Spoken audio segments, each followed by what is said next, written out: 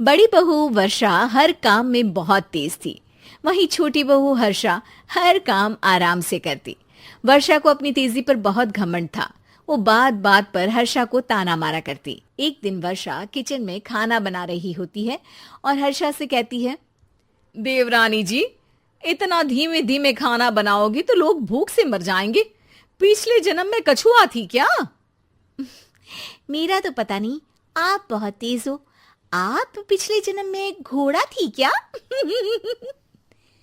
वर्षा आराम से चली जाती है। खाना खाने के बाद वर्षा का पति गौतम, हर्षा का पति लोकेश और उनके माता पिता बैठकर टीवी देख रहे होते हैं। तभी सास कहती है, अरे रामायण लगा दो हर्षा।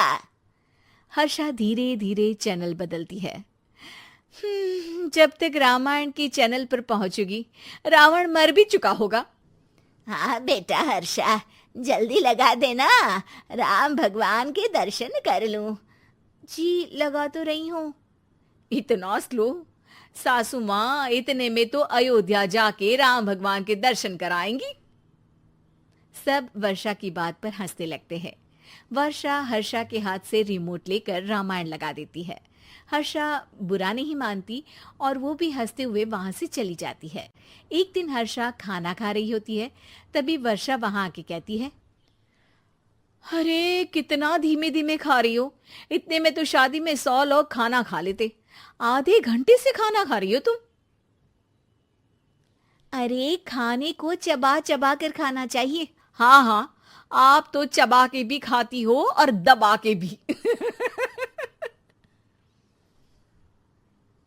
अरे आपको मेरे धीरे खाने से दिक्कत है या ज्यादा खाने से? अरे आप धीमे खाओ या ज्यादा खाओ मुझे क्या, बस मैं ये कहने आई थी कि सुबह कुछ मेहमान आ रहे हैं, जल्दी उठ के खाना बना लेना, देर मत करना। साथ में बनाते हैं ना।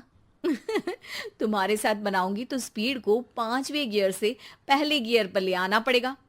अरे भाई, तुम्हारे साथ रहकर तो मेरी तेज रफ्तार पर भी असर पड़ेगा और मैं भी तुम्हारी तरह हौले हौले काम करने लगूंगी सब।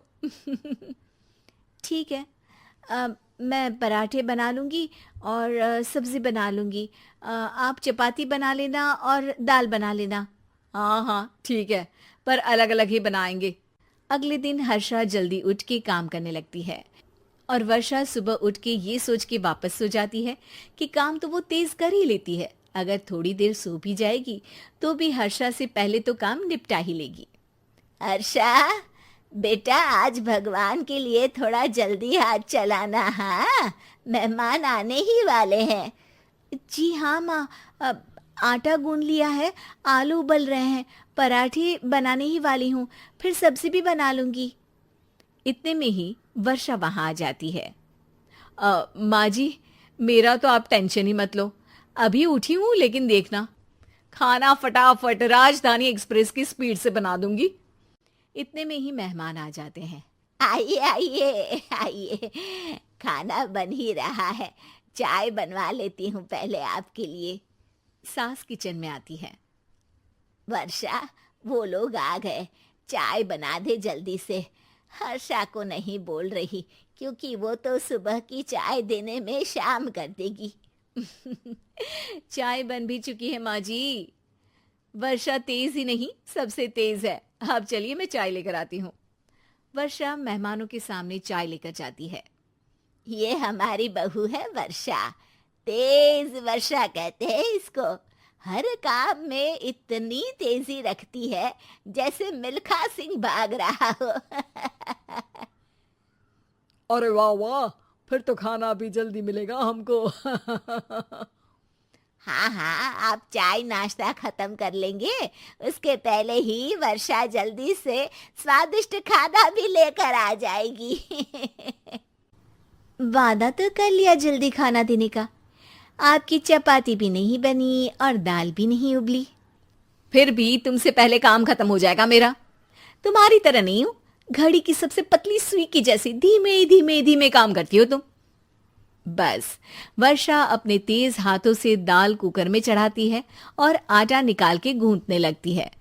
थोड़ी देर में कुकर की तेज सीटी बजती है और वर्षा का हाथ डोल जाता है।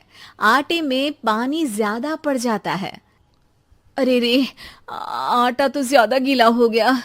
वर्षा जब रोटी बेलने लगी तो एक भी रोटी गोल नहीं बन रही थी।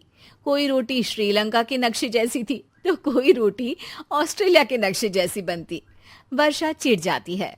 कुकर फिर से जोर से सीटी मारता है। सास बाहर से आवाज देती है, वर्षा बेटा, आज स्पीड थोड़ी कम लग रही है। टाइम और लगने वाला हो तो बता दो बेटा। वर्षा को ये बात सुनकर बहुत बुरा लगता है। वो सोचना भी नहीं चाहती थी कि कभी उसकी तेजी पर कोई सवाल उठेगा। वहीं हर्षा धीमे धीमे अपना काम करती रहती है। वर्षा दाल बनाते वक्त भी इतनी घबरा जाती है कि जल्दबाजी में दाल में नमक ज्यादा गिर जाता है।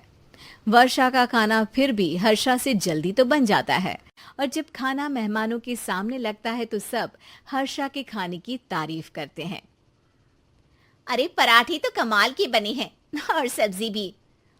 बस दाल में नमक थोड़ा इधर उधर हो गया है। वर्षा को बहुत शर्म आती है और वो नीचे सर करके खड़ी रहती है। तभी हर्षा कहती है, वो ना मैं थोड़ी जल्दबाजी कर गई और नमक ज्यादा हो गया, पर पराठे तो वर्षा भाभी ने ही बनाए हैं, इसीलिए तो अच्छे बने हैं। वर्षा ने कभी नहीं सोचा था कि हर्षा के काम की इतनी तारीफ होगी, लेकिन वो उसका यश